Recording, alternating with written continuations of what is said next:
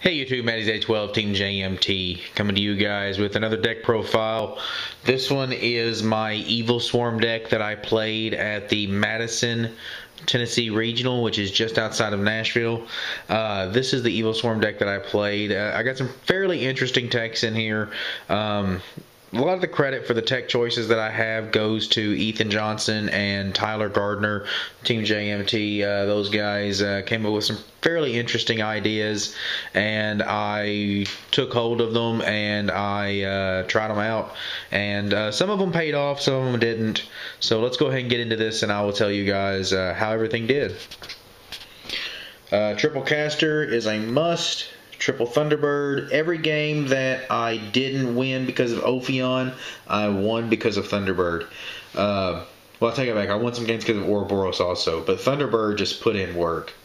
Mandragora, I feel like I need 3 of these guys. However, I really dislike this card. I would like to bump it down to 2, but I just don't know if I can really afford to, because it's another chance to go Ophion and Ouroboros and whatnot.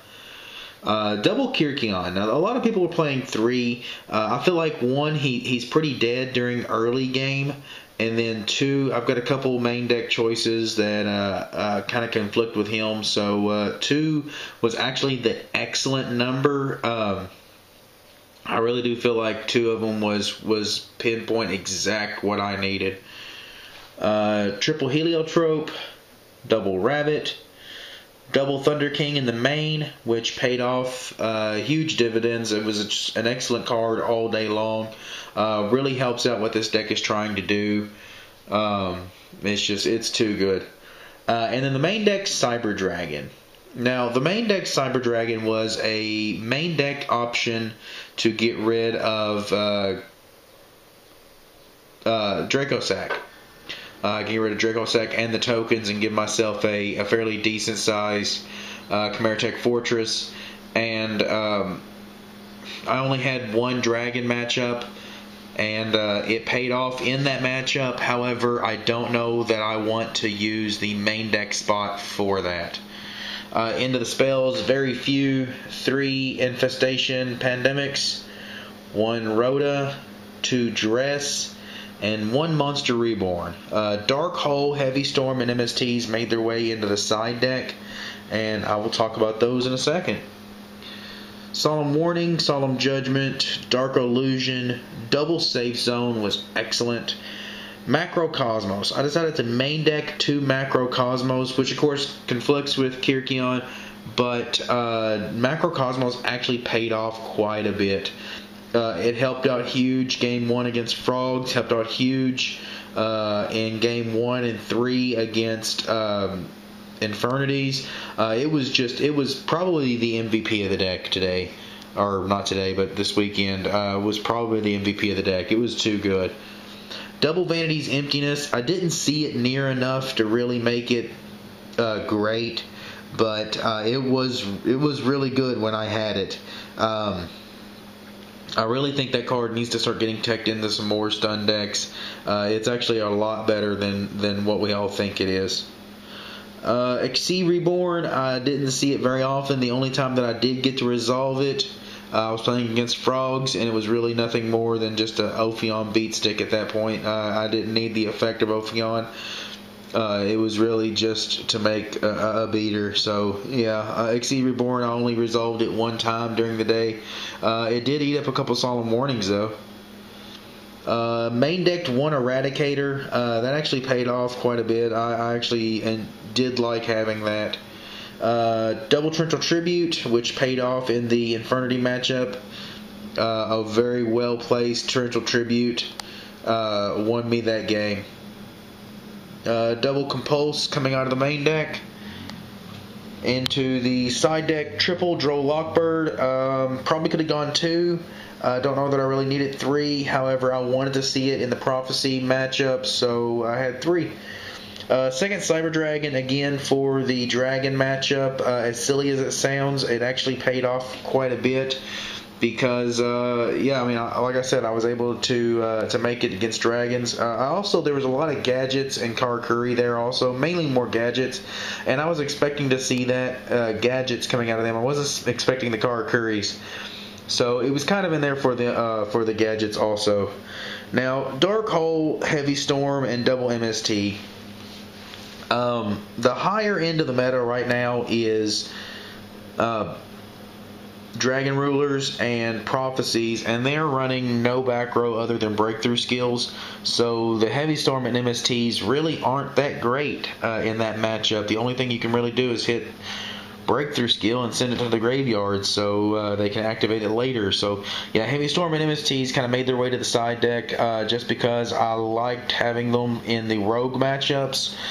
Bring them in for stuff like that. And then the Dark Hole, I could not justify not having it with me, but everything right now, you've either got Pandemic, Prophecies have Wisdom, and it seems like everything else is running Forbidden Lance or Dress or something to protect their monsters. So Dark Hole is just kind of losing a lot of popularity and losing a lot of play right now because of so many protective spell and trap cards that we have out there right now. Double Eradicator for the Prophecy matchup and for a couple other strange matchups. I think I cited a second one in the Infernity matchup also. Triple Gozen match. Dark Illusion. Put in some work in the Monarch matchup, my round 8 matchup. Put in some work. I cited that one in, and the pair of them worked out really well. I was able to stop a Ryza in game 1 with the main decked one, and I stopped a Chaos game 2. Starlight Road. I really brought it in just whenever I felt like I needed extra protection for my monsters or my back rows. Made me feel more safe putting multiple monsters on board. So Starlight Road was nice to have. Now the extra deck, Ouroboros actually put in a lot of work. Game 2 during the Dragon matchup, I actually resolved all 3 of his effects. I was able to remove a card from grave, I was able to take a card from the hand, and I was able to bounce a card from the field. I was able to resolve all 3 of his effects, and he put in some major work.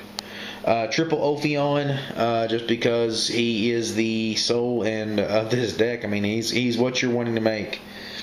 Bahamut, I resolved his effect 1 time, and it won me the game. I really feel like that is the game winner right there. You make this to control the game, but when you really want to make a push and win the game, that's what you use Bahamut for. Black Ship of Corn was another card that was extremely key. Coming out of the side deck, it was excellent. Shockmaster, or out of the extra deck, I'm sorry. Shockmaster I never made. I did like having the option, but I never made it. Gaga Cowboy, I made it once to win a game. Emerald, I never needed it, but I feel like you have to have Emerald in this deck because you're only running the 3 Heliotrope, so one of your Rescue Rabbits are dead. As soon as you shuffle, one of your Rescue Rabbits is dead because you only have the 3 targets. So you need the Emerald to put those guys back in there to make your Heliotrope or your Rescue Rabbits alive again.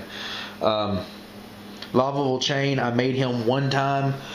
Game 1 in my round 1 Dragon matchup, I had a Thunder King? No, what did I have? I had a Caster that I summoned when I had no other monsters. So I had a Caster to get the additional normal summon. So I had a Caster and a Thunder King on board, and I felt really protected because I had Solemn Warning, Solemn Judgment, and Torrential Tribute set.